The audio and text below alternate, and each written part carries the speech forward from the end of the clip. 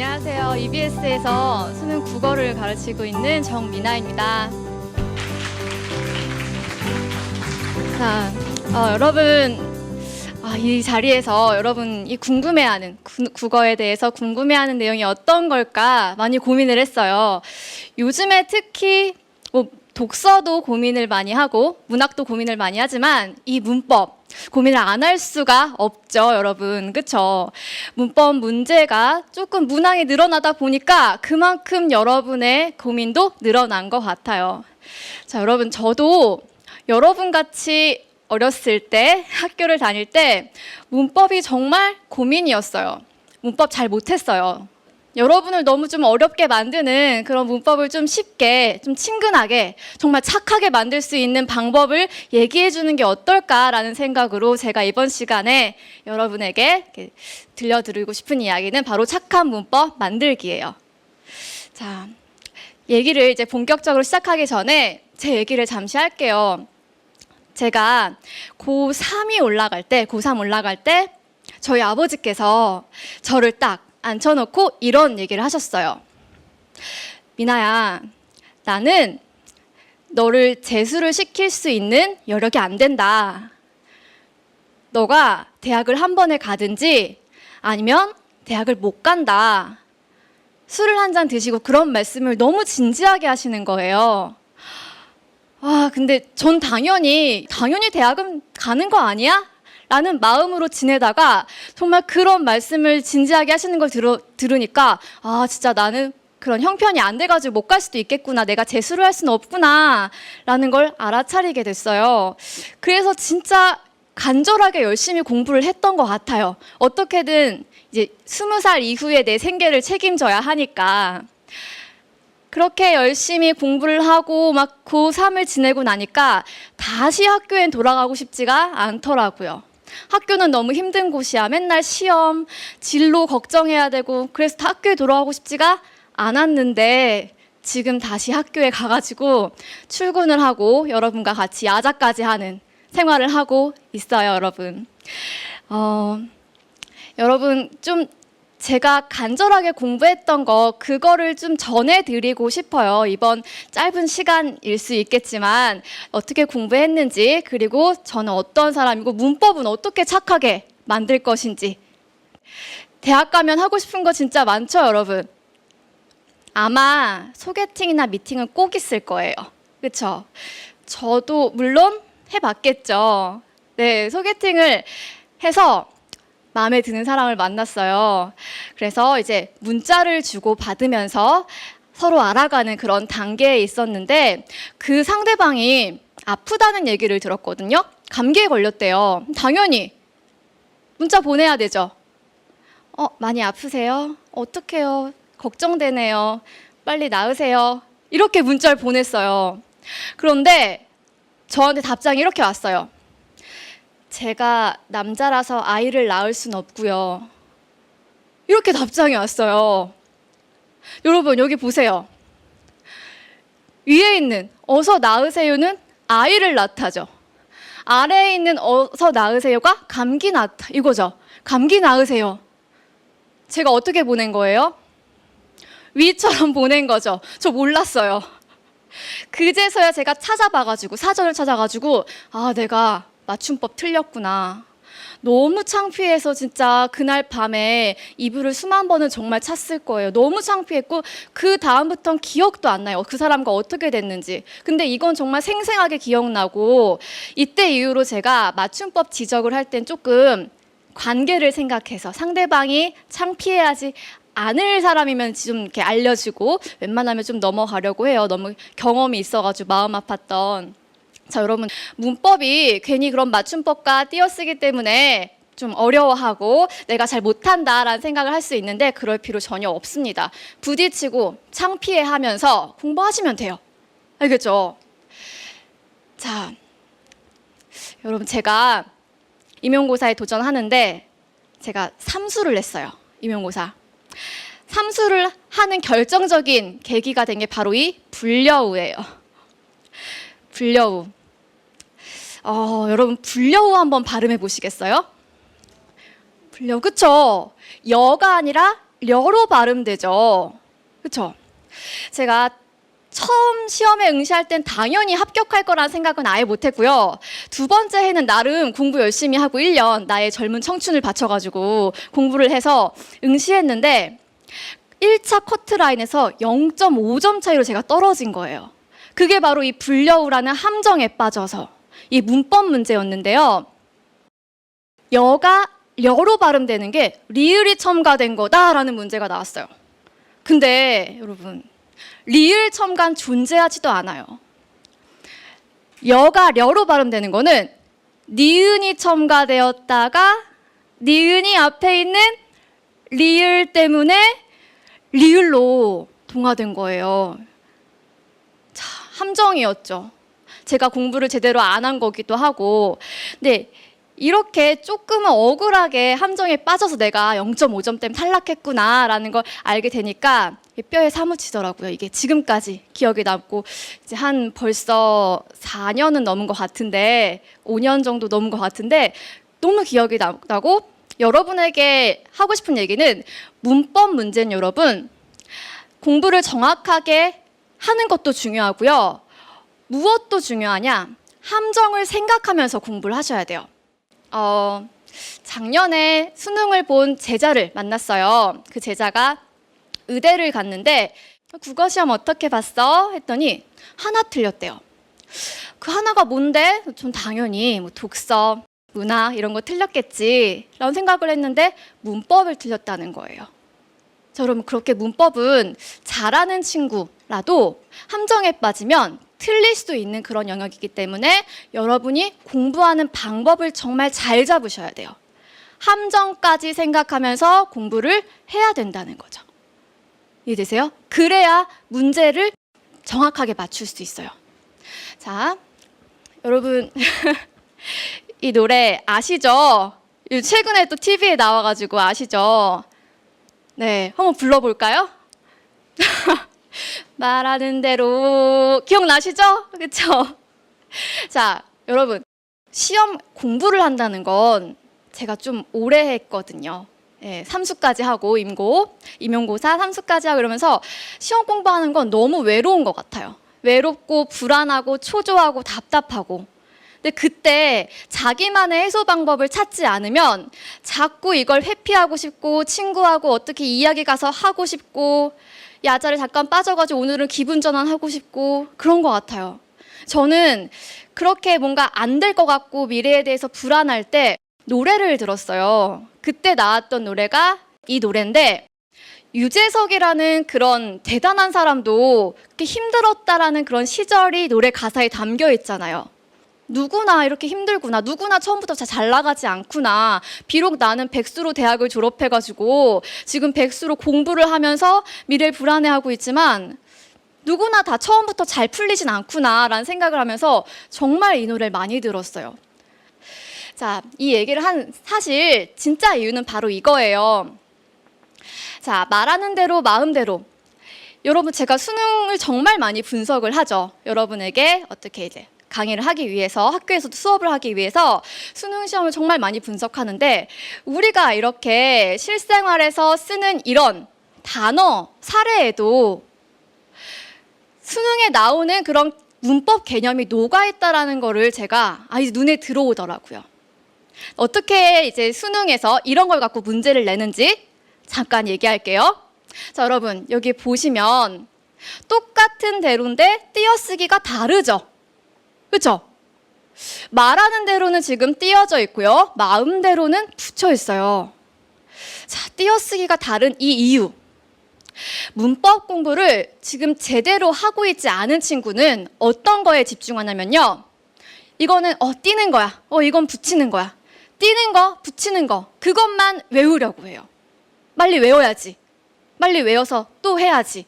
이렇게 사례를 외우고 각각의 이런 걸 외우는 거에만 집중하기 때문에 지치죠. 결국 까먹잖아요. 외우다 보면은.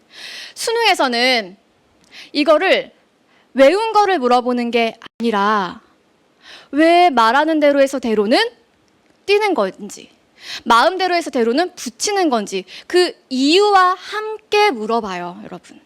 그래서 그 이유를 이해하지 못하고 개념을 이해하지 않고 이 사례만 외운다면 문법 문제를 풀 때 정확하고 빠르게 풀 수가 없어요. 자, 여러분, 우리 말에서 모든 단어는 다 띄었어야 돼요. 다 띄었어야 돼요. 말하는도 하나의 단어고 대로도 단어죠. 띄었어야 돼요. 그런데 단 한 가지, 조사는 앞에 체온이 올 때 붙였어요. 네, 조사는 앞말과 붙여 쓴다라는 거 본 적 있을 거예요. 자, 근데 그 앞말이 체온이 올 때, 명사, 대명사, 수사와 같은 체온이 올 때인데, 여러분 마음을 보니까 이 마음이란 단어의 품사, 이건 알죠? 명사. 명사니까 뒤에 있는 대로는 조사이기 때문에 붙여 쓴다. 수능 문제 선택지는 이렇게 말글로, 줄글로 쭉 풀어가지고 나와요. 근데 이 말을 이해하지 못하면 당연히 선택지 읽는데 시간이 오래 걸리죠. 그러니까 문법 문제 푸는데 시간은 늘어나는 거고 정확성도 떨어질 수밖에 없어요. 단순히 대로는 의존명사 쓰일 때도 있고 뭐 조사 쓰일 때도 있는데 붙이는 거야, 띄는 거야 이런 결과에만 집중해서 여러분이 공부를 하면 안 된다는 거예요. 그 이유, 위에서의 대로는 의존명사이기 때문에 앞말과 띄어 쓰는 거고 여기서 대로는 뭐 조사이기 때문에 붙여 쓴다. 이러한 그 이유 외에 집중하길 바랄게요, 여러분. 아시겠죠? 자, 한번 연습할게요, 여러분. 대로만 그런 게 아니에요. 우리 말에서. 대로만 그런 게 아니라 만큼도 마찬가지예요. 자, 여러분 이거 띄어쓰기 제대로 된 거 맞아요? 맞아요? 그러면 하늘은 품사가 뭘 거예요, 그러면? 명사죠. 그러니까 그 하늘 뒤에 붙은 만큼은 품사가 조사니까 앞말과 붙여 쓴다. 그렇죠?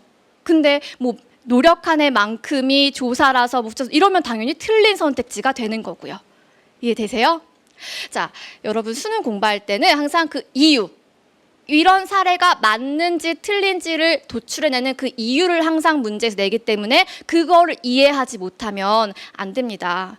나중에 선생님 이거 그래서 붙이는 거에 띄는 거예요. 그 결과에만 집중하지 마세요. 자, 그럼 이거 여러분 한번 마지막으로 연습해 볼게요. 지금 띄어쓰기 제대로 된 거 맞아요?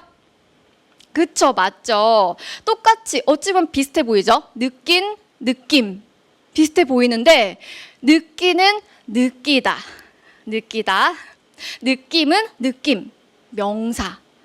명사라서 느낌 뒤에 있는 대로는 붙여 쓰는 거죠. 자, 이렇게 한 가지 사례로 수능 문제에서 어떻게 문제를 내고 여러분에게 요구하는 게 무엇인지 좀 알려드렸어요.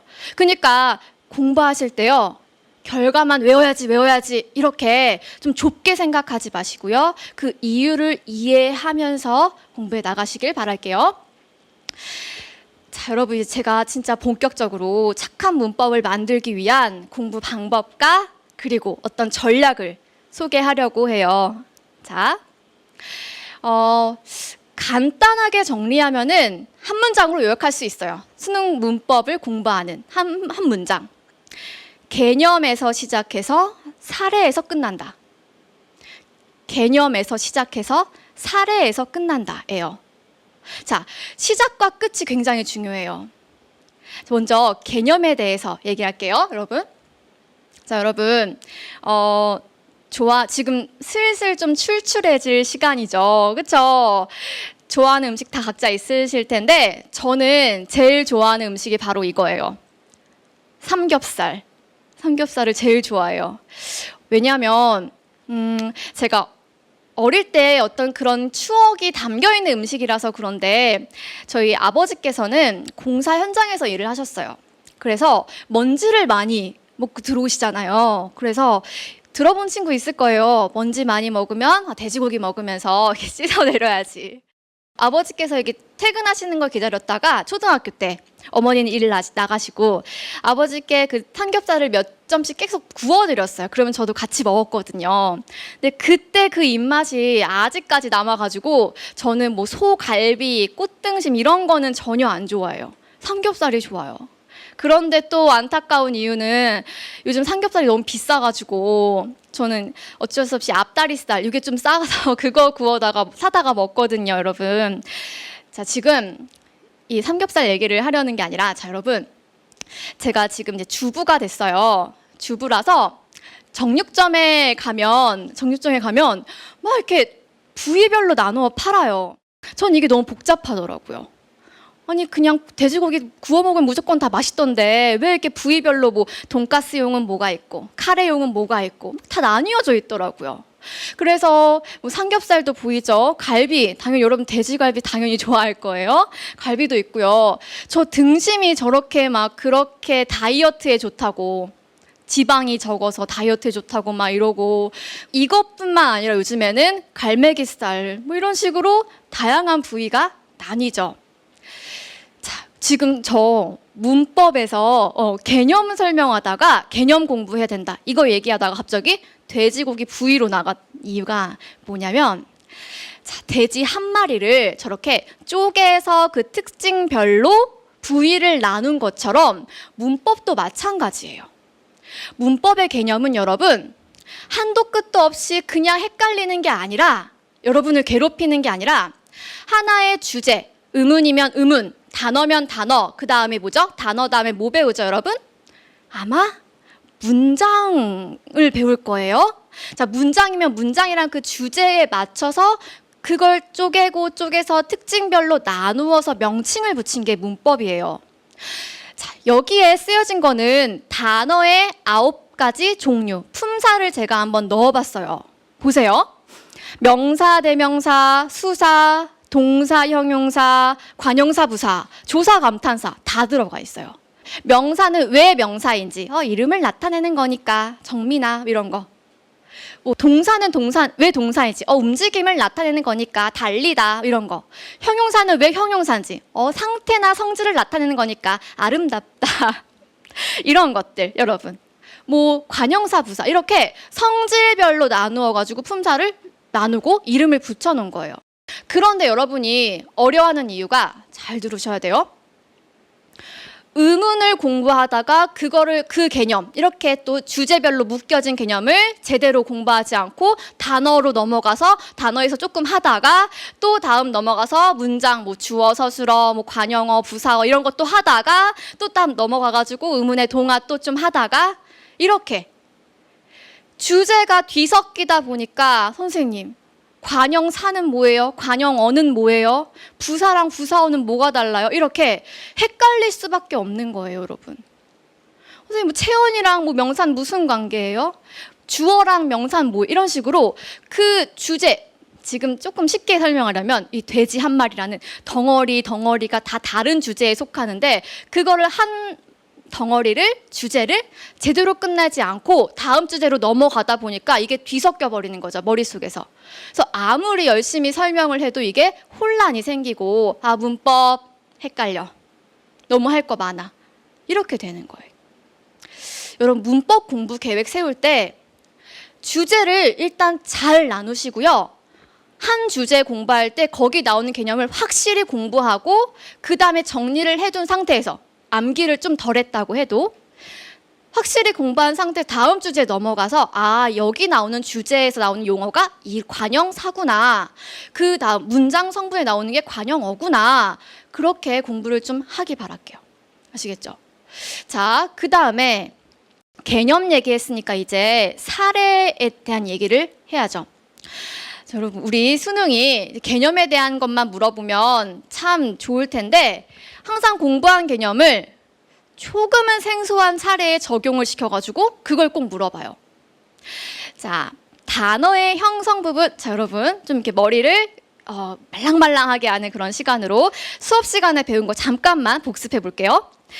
단어의 형성, 단어가 만들어진 그 원리에 따라서 우리는 먼저 2가지로 나누죠.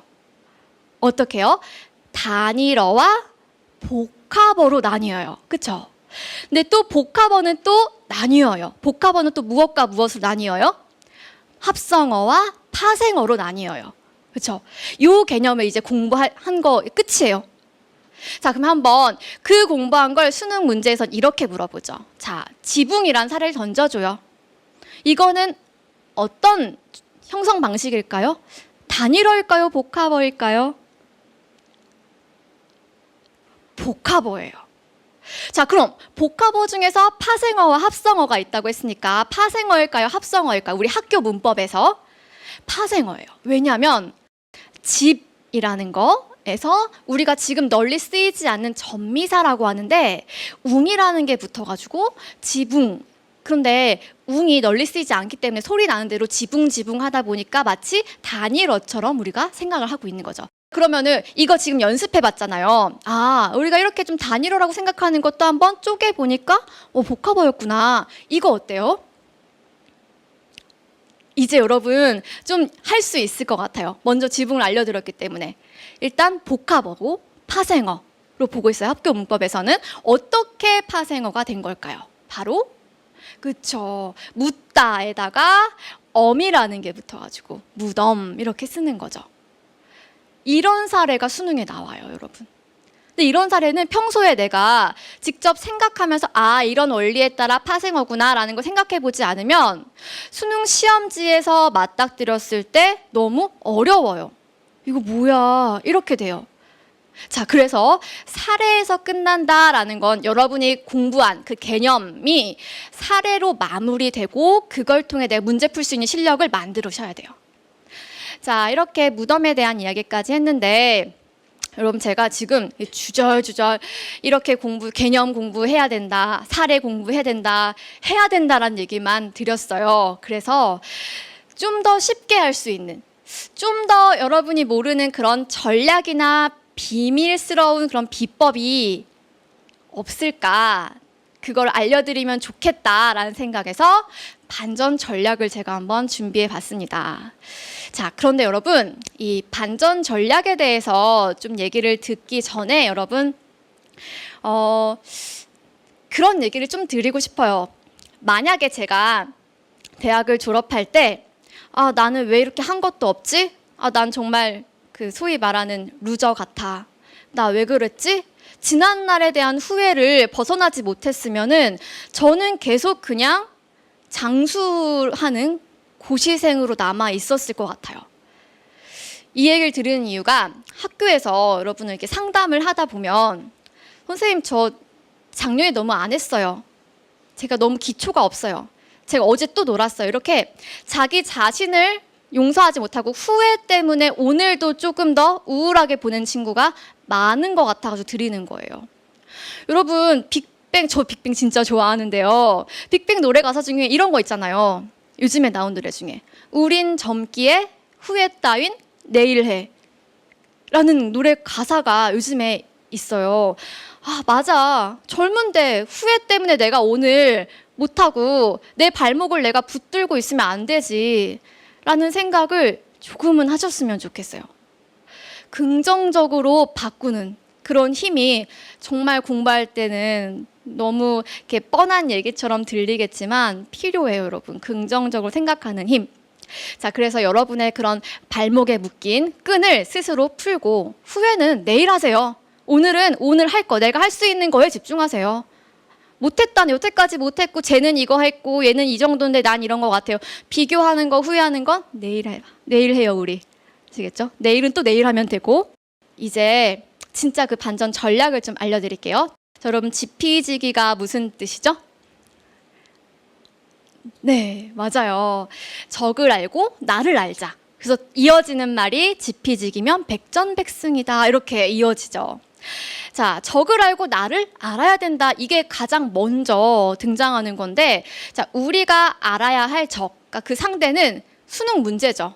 우리가 풀어야 할 그런 수능 문제인데, 그걸 어떻게 알아요?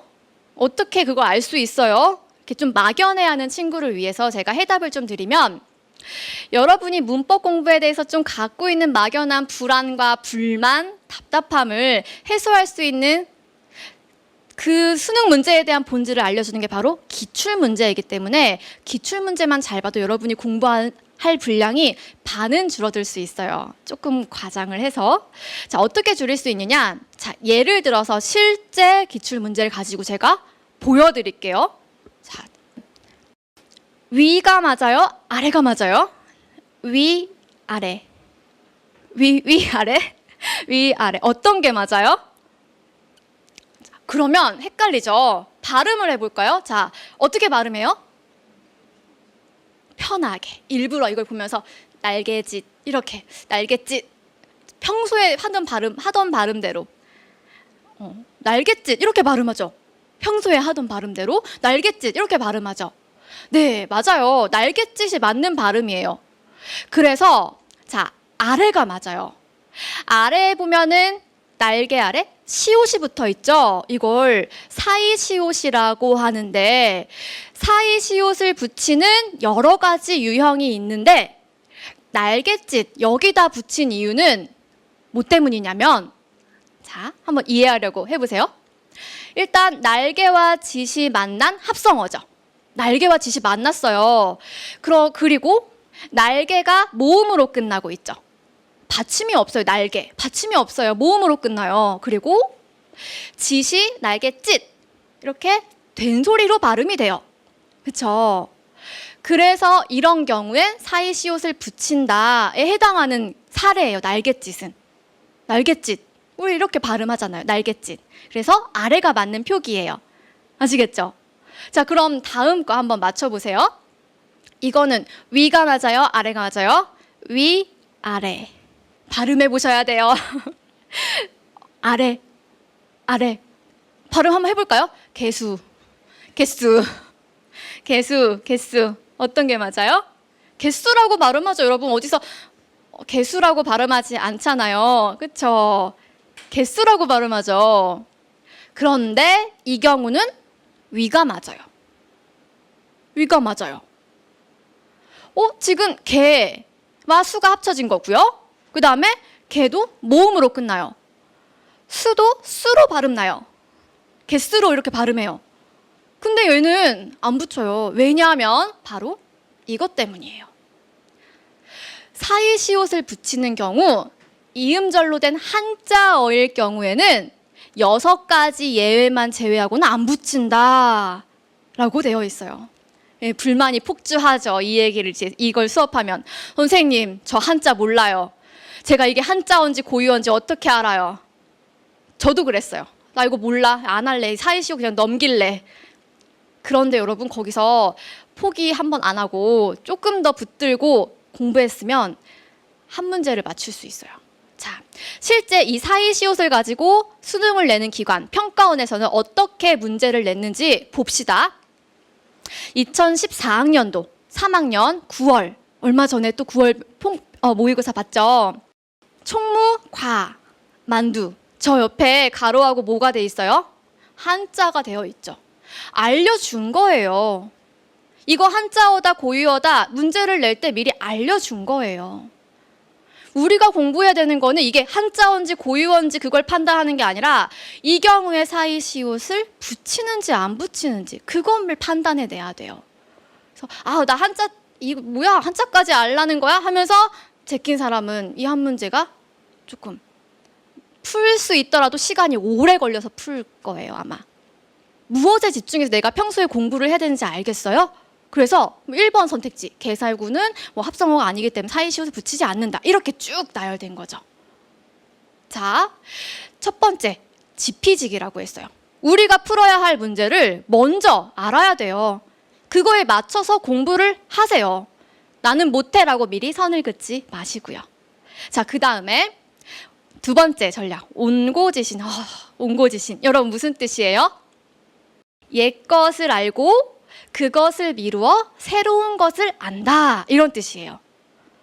자, 온고지신을 제가 이제 제목으로 정한 이유가 뭐냐면 수능을 이제 문법을 공부할 때 예외도 너무 많고요. 이거 언제 다 외워요? 내가 모르는 거 나오면 어떡해요? 이렇게 그런 불만을 갖고 있는 친구들을 생각해서 정했어요. 여러분 이미 나와 있는 것부터 확실히 하세요. 이미 나와 있는 기출된 사례, 이미 나와 있는 예시들 그것부터 제대로 공부하고 모르는 것 때문에 불안해하지 마세요. 수능 출제하는 사람들이 이건 골탕 먹이기 좋겠어. 이건 절대 모를 거야. 그런 것만 골라가지고 문제를 내지 않아요. 보여드릴게요. 이번에도 보세요. 2011학년도 수능 12번 선택지예요. 깍두기가 잘 보이시죠? 깍두기가 아니라 빨갛게 깍두기 이렇게 적는 것은 맞사이를 표기할 적용된 규정을 따른 것이군. 이러한 선택지가 나왔어요. 자, 그럼 여러분 어떤 표기가 맞다는 거예요? 지금 빨강색으로 표시된 저 표기가 맞다는 거 맞아요? 그쵸? 2011학년도에 나왔어요. 자, 그 다음에 2015학년도 바로 이전 수능이죠. 자, 빨강색으로 표시된 저게 맞춤법이 맞을까요? 틀릴까요? 그런 문제였어요. 맞아요? 틀려요? 틀리죠. 자, 누구나 시험장에서는 내가 알고 있는 것도 헷갈려요. 갑자기 얘가 낯설어 보이는 거야. 나 이거 맞는데, 이거 혹은 틀린데. 자, 그럴 때 여러분 확실하게 공부를 해야 되는데 무엇부터 공부하고 무엇부터 내가 확실히 알자 이거냐면 이전에 출제된 거, 기출문제 나온 사례들, 그리고 문법 시간에 배운, EBS에서 배운 그런 것들 확실히 알고 지나가는 게 좋을 것 같아요. 그래서 기출문제부터 시작하라는 거는 거기부터 확실히 알고 그 다음에 EBS도 확실히 알고 그리고 나서 뭐 더 알면 그거는 금상첨화겠죠. 그러니까 모르는 거에 집중하지 마세요. 여기서 끝 아니에요. 한 번 더 보여드릴게요. 자, 2008학년도 수능에 이런 선택지가 나왔어요. 봐주세요. 마중을 이렇게 적지 않는 걸 보니 웅이 널리 쓰이지 않는 전미사이군 이렇게 나왔어요. 자, 그러면 마중이라는 저 표기 맞는 거죠. 그리고 마중은 좀 전에 우리 공부한 거 기억나세요? 무덤. 아, 단일어가 아니라 학교 문법에선 파생어로 보고 있구나. 웅이라는 게 붙었구나. 무엇에다가 웅이 붙은 걸까요? 그래, 맞다. 누구를 맞이하다 할 때 맞. 자, 근데 이게 2014학년도 수능에 또 나왔어요. 파생어이면서 어근의 원형을 밝히어 적지 않은 것? 이렇게 저게 정답만 제가 적어 놓은 건데요. 네, 이렇게 또 나왔어요. 여러분 문법 공부하는 그 범위를 점점 줄여 나가야 되는데 그 줄이는데 가장 기초가 되는 게 바로 수능 기출문제라는 것, 그리고 평가원에서 출제한 6월, 9월 모의고사. 네, 그런 기출문제 활용하는 게 정말 중요한데 제가 우리 학생들 공부하는 걸 보면 기출문제를 좀 너무 활용을 제대로 못해요. 풀죠. 빨간 펜을 들죠. 채점을 하죠. 채점을 맞은 것 동그라미, 틀린 거는 사선을 그음과 동시에 정답에 이렇게 표시를 하고 틀렸네 하고 넘어가죠. 기출문제를 내가 한번 풀어본 걸로 혹은 내 실력을 점검하는 걸로 보는 건 절대 위험한 거예요. 그걸 맞았느냐 틀렸느냐가 지금 그 당시 중요한 게 아니라 내가 수능 시험을 위해 이 기출문제를 어떻게 활용하고 공부할 것인가, 그게 중요한 거예요. 저는 이제 문법, 임용고사에서는 문법이 한 30%의 비중을 가져요. 우리는 지금 45문제 중에 5문제 혹은 6문제가 나오죠. A, B형에 따라 올해까지 나뉘는. 그래서 문법 기출문제 나온 거를 다 출력을 해가지고 의문과 관련된 거, 단어와 관련된 거, 문장과 관련된 거를 다 오렸어요. 다 나눠가지고 노트에다 붙였어요. 그래서 그거를 정말 많이 봤어요. 어떤 학원 강사가 만든 문제집, 그런 것보다 내가 직접 이렇게 해서 보니까 저는 그게 너무 편했거든요. 기출문제 한 문제도 놓치고 싶지 않아서 저는 진짜 붙잡을 때가 그때 그 시험밖에 없었어요. 이거 나 떨어지면은 내 생계 어떡해, 뭐 이렇게. 그래서 정말 할 수 있는 거는 다 했던 것 같거든요. 그래서 여러분 기출문제 활용을 정말 소중하게 하길 바랍니다. 자, 여러분 제가 말씀드리는 문법이 나쁜 이유는 아마 한 가지밖에 없는 것 같아요. 처음에 공부하기 어려워. 처음에 좀 공부하고 그거를 어느 정도 실력을 만들어 놓는 게 좀 어려워. 그거 말고는 없는 것 같아요, 여러분. 그럼 제가 생각하는 문법이 착한 이유 2가지만 소개해 드릴게요. 자, 이 말 듣고 좀 솔깃해가지고 오늘 당장 가서 후회 따윈 내일 하고 공부해야겠다. 앞으로 뭐 2주 혹은 3주 딱 정해놓고 자, 그렇게 해야겠다. 자, 첫 번째 이유는 뭐냐면 문법은 그 요요 현상이 별로 없어요. 여러분 독서나 문학은 이번엔 좀 잘 나오다가 다음엔 또 못 나오다가 막 불안하죠. 저도 수능 보는 그 전날 아직도 기억나는데 독서실에서 공부하고 집에 가면서 국어 어떡하지? 그때 언어 영역이었거든요. 어떡하지? 불안하면서 갔어요. 그게 바로 비문학, 그 당시엔 비문학이었으니까 너무 불안한 거예요. 근데 문법은 여러분이 어느 정도 실력을 만들어 놓으면은 확실히 맞출 수 있어요.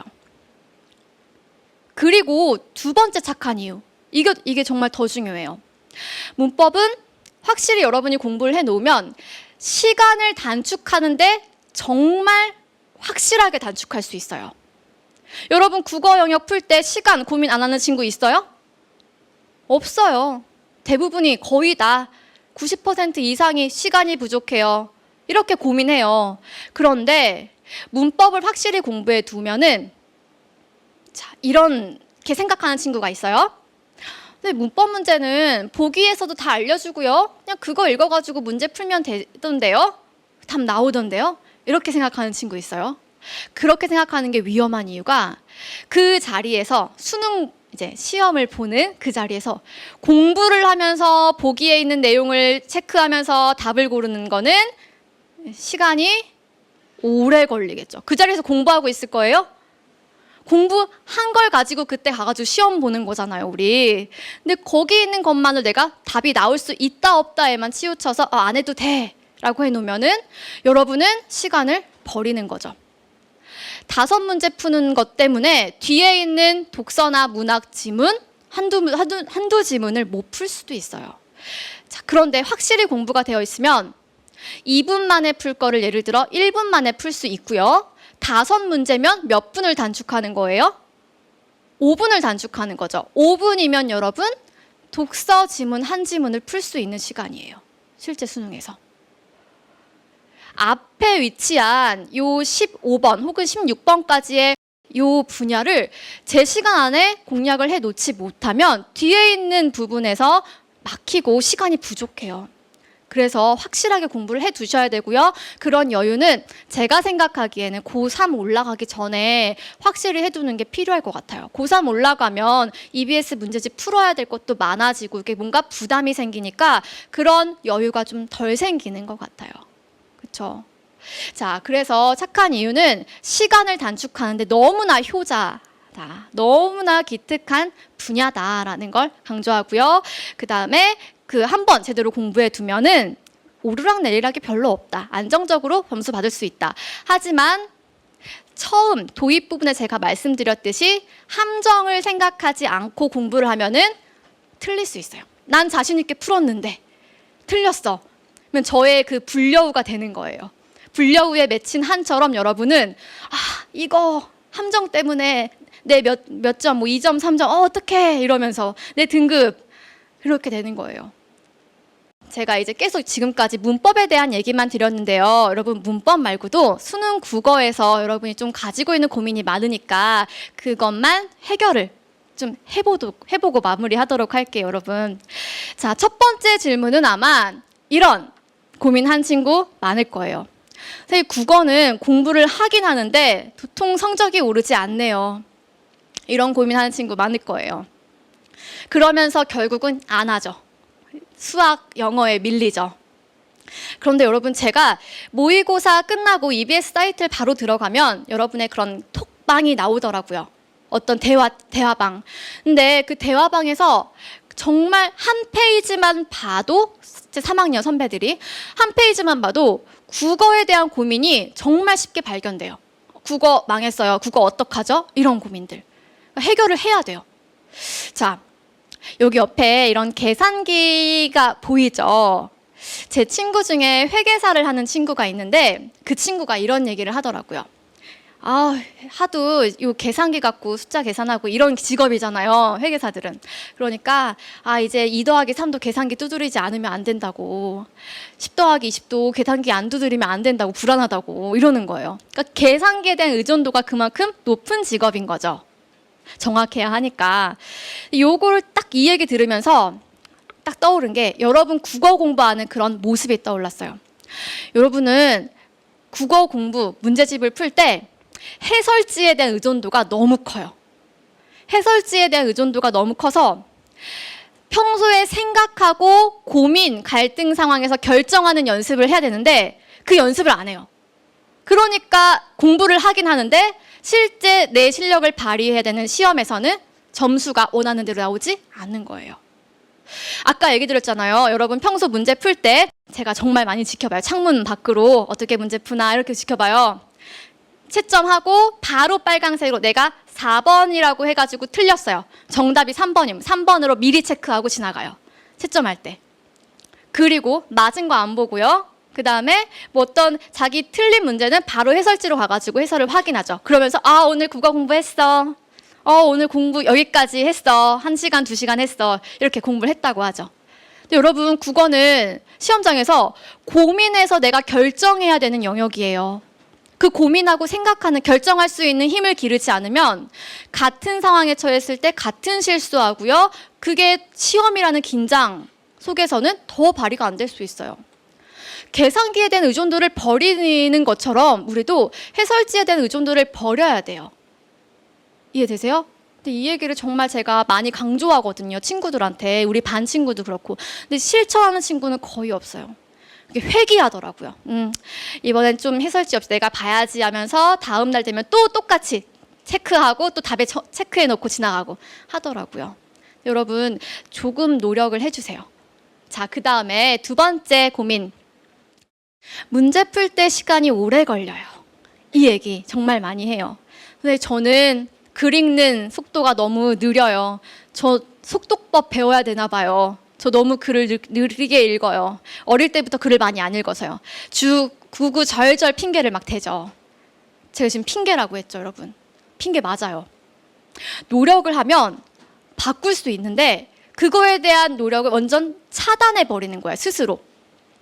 자, 여기 옆에 모래시계가 있는데 여러분 좀 재밌는 것 같아요. 모래시계를 딱 보면 처음에는 모래가 좀 천천히 떨어지는 것 같지 않아요? 위에 많이 남아있는 것 같죠? 그런데 어느 순간 바라보면 얘가 훅 떨어지지 않아요? 그쵸? 한 반 이상 지나고 나서는 금방 떨어져가지고 사라져 있어요. 여러분 모의고사, 국어 시험 모의고사 볼 때 한번 떠올려 보세요. 괜찮네 하고 풀다가 어느 순간 고개를 들어 시간 보면은 한 2, 3분, 뭐 5분 남아있어. 나는 아직 2지문 못 풀었는데 이렇게 되는 거예요. 평소에 여러분 시간을 배분하고 그걸 확인하는 연습을 하라고 학교에서 모의고사를 보는 이유가 거기에도 중요한 게 있어요. 여러분 모의고사 등급도 중요하고 성적도 중요한데 실제 시험에서 내가 어떻게 그거를 시간을 배분하면서 문제를 푸느냐 그걸 실전 연습처럼 해볼 수 있는 거죠. 근데 그거에 대한 연습보다는 내가 맞았네 틀렸네 점수에만 집중하는 경우도 많고요. 그리고 평소에 이런 질문도 해요. 선생님 지문 한 지문에 몇 분에 풀어야 돼요? 이렇게 질문해요. 그러면 저는 그래 몇 분에 풀어야 될까? 자, 보통 5분에 풀어야 된다는 얘기를 해요. 근데 그 5분은 그냥 5분이 아니라 평균 5분이에요. 평균 5분이라는 거는 어떤 지문은 7분이 걸릴 수도 있고 어떤 지문은 3분이 걸릴 수도 있어요.